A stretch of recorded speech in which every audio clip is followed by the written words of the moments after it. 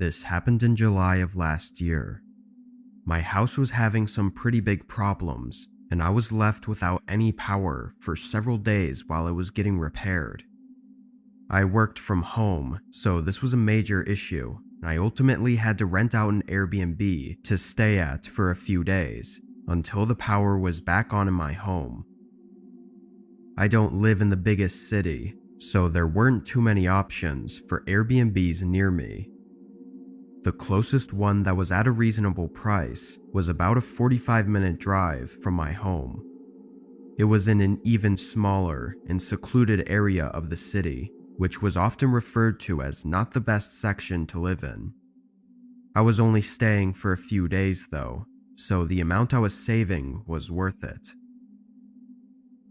When I arrived, I went right inside and basically straight to bed, exhausted from everything going on with my house. In the morning, I got up early and started setting up my laptop and workspace. Just before I had to start work though, there was a knock at the door. I debated whether or not to open it because it wasn't even my house, but thinking it might be the host or something, I went up and checked who it was. On the porch was a man, maybe early 30s, and covered in tattoos. He didn't look like an Airbnb host, or even like a salesperson. Unsure why he was here, and not really wanting to know, I figured I'd leave it. I walked away from the door and back to the desk, finishing getting ready and starting work. I had some meetings and a lot of work to catch up on from my absence the last few days. I don't think I left the desk until 8 p.m., and even then, I was considering going back to work after going out and picking up dinner. Only a couple minutes after I got back and started eating though, another knock came at the door. I immediately got up and went to check who it was, and I wasn't surprised to see it was that same guy from before. What could he possibly want from me this late in the day though? I was actually more bothered than I was concerned. But again, I just walked away from the door and went back to eat my dinner. After 30 minutes, and around 10 p.m., I decided to work for at least another hour. I was tired, but the work had to get done, and I knew putting it off until tomorrow would just make me more stressed. I put my headphones in and tried to focus for the next hour. I got a lot done, and once I was satisfied, I finally closed my laptop for the night. I hadn't realized how dark it had gotten. I guess my laptop screen was the only light I had on. I went to the front and flicked on the light, and a chill instantly rushed through me. Going down the front hallway were faint but unmistakable shoe prints. Looking around, they were all over the place, even going right up behind the desk I was working at. Terrified, I slowly followed them down to the back door, which was cracked open. I don't even know how to describe what I was feeling. It was just pure horror. And only moments after this, footsteps started coming down the stairs. They were slow and careful, but when they got to the bottom, a man peered out into the hallway and looked directly at me. It was that same man, easily distinguishable with all the tattoos and everything, and he looked surprised to see me walking around. But that surprise quickly turned into rage. His face had no emotions other than irritation and anger. I was going to try to say something, but no words came out, and as my heart started pounding in my chest, I turned right back around and sprinted out the back door. I ran through the backyard and into some trees far behind the houses. I sat behind a tree and pulled my phone out, starting to dial 911, but quickly closed it when I heard footsteps running toward me.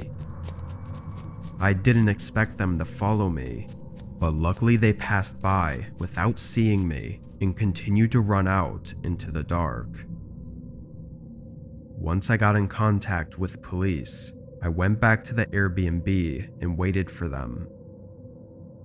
I gave a detailed description of the man, and they actually found him the next day. It was confirmed to be him by the tattoos I had noticed, and he'd actually broken into several homes in the days leading up, doing horrible things to those who lived in them. I don't know what he was planning to do to me, or why he seemed to have left me alone at first, but I can rest easy knowing he won't be able to do anything anymore.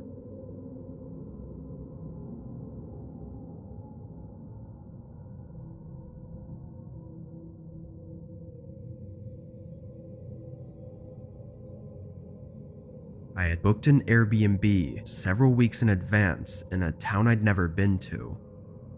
A client I was meeting for work lived in the area, so I was only staying there for a day and then driving back home afterward. The drive was 3 hours, and when I pulled into the driveway and got out, the neighborhood it was in was very quiet. Most of the house's lights were off, and trees covered the lawns, blocking out most of the view.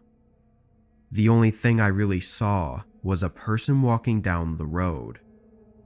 They were far down, and nothing really looked off about it, but for some reason it just gave me a strange feeling.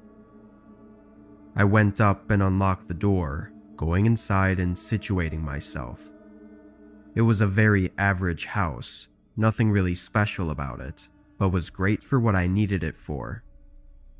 After making my rounds and checking the place out, I opened the front door to get my other bag from my car. As I stepped onto the porch though, I noticed someone standing in the road. It was the person I'd seen walking a few minutes ago, but they weren't walking anymore. They were just standing in the road and facing the Airbnb. As I started walking toward my car, they noticed me and started walking away. I kept my eye on them while I was out there, getting suspicious about whatever that was. They seemed to just keep walking though, continuing down the street. I went back inside and made sure it was all locked up, then opened the garage and pulled my car in just to be safe.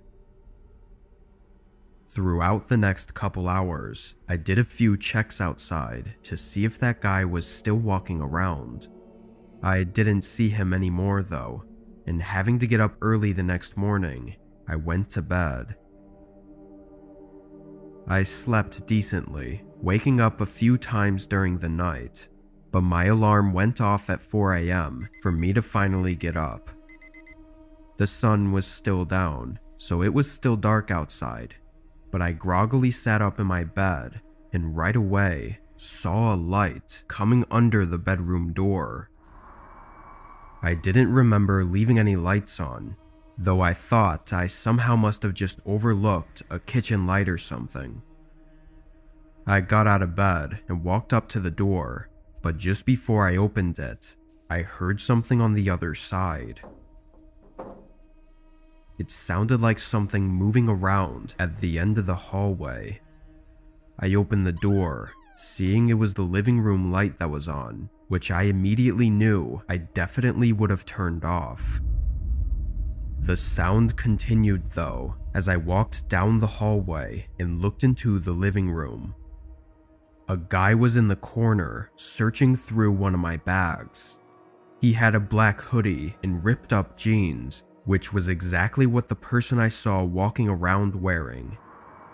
I only looked at them for a second before they turned around and faced me. He didn't look startled at all. It was almost like he was expecting me. He dropped the bag on the ground and yelled at me to stay where I was. He began making his way over, and I only had a split second to decide what to do. I turned and ran back to the room, slamming the door shut just before he caught up to me. He rammed into it and tried to kick the door down, then started messing with the lock on the other side. I thought quickly and opened a window, jumping out and running away. By the time I was able to get police there, the man wasn't in the house anymore. My bags were gone too, of course, and to make things more terrifying, the bedroom door was opened. He had picked the lock and gotten in, so if I had just stayed and hid in the bathroom or something, who knows what would have happened. Police seemed to think there was more intent behind this man's actions, aside from just robbing me. So I pray he doesn't find me again.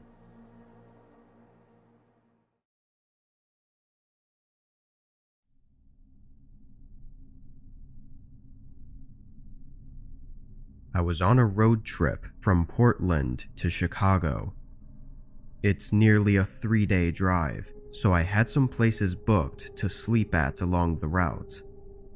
I didn't get too particular with what places I chose, but I went with Airbnbs so I could at least enjoy the road trip a bit more rather than staying in a crowded hotel. My first Airbnb was in Wyoming, and the route through the state doesn't pass through any big cities really, so it was in a really small town. It was probably no bigger than 2 or 3 miles long. As I passed the border into Wyoming, it started snowing heavily, only dragging on the long day of driving. By the time I got into town, the roads were covered in snow and the sun had already set. It was pretty dead though. I mean, I don't know much about small towns, but this seemed exactly how I thought it would be, especially in a low population state like Wyoming. I was hoping there would be a McDonald's or something that I could get a quick dinner from, but it was very clear that there wasn't going to be, so I drove through the town and turned down the road to my Airbnb. It was a long driveway leading up to a small home in the middle of a field with tall snow-covered pine trees lined up in the front yard. I parked on the side and got out with my bag, then walked around to the front. I put in the code and got inside, closing the door behind me and turning on the lights. It was small, probably 500 square feet, with just a living room and bedroom. I took my shoes off and dropped my bag next to the bed, then sat on the couch. When I did, a thump came from the bedroom. I looked back at the doorway I had just come from.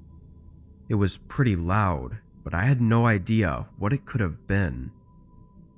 I got up and walked back, looking into the room and turning on the light. It was all the same.